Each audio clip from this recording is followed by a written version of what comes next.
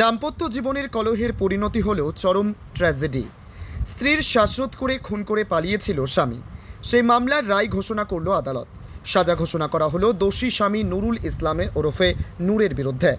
ঘটনাটি 2021 সালের 29শে জুলাই তারাপীঠ থানার অন্তর্গত একটি হোটেলে ঘটে। স্ত্রীকে শ্বাসরোধ করে খুন করে অভিযুক্ত পালিয়ে যায়। তারাপীঠ থানায় ভারতীয় দণ্ডবিধির 302 ধারায় খুনের মামলা রুজু হয়। তদন্তের দায়িত্বে ছিলেন সাব ইন্সপেক্টর অমিতাভ পাল। তৎপরতা দেখিয়ে মাত্র একদিনের মধ্যেই অভিযুক্তকে গ্রেপ্তার করে পুলিশ। তদন্তে গুরুত্ব দিয়ে সমস্ত তথ্য প্রমাণ সংগ্রহ করে নির্দিষ্ট সময়ের মধ্যে আদালতে চার্জশিট জমা দেওয়া হয়।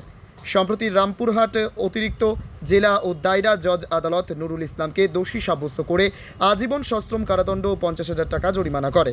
পাশাপাশি হত্যার প্রমাণ লোপাটের অভিযোগে ভারতীয় দণ্ডবিধির 201 ধারায় আরও 5 বছরের সশ্রম কারাদণ্ড ও 10,000 টাকা জরিমানা ধার্য করা হয়।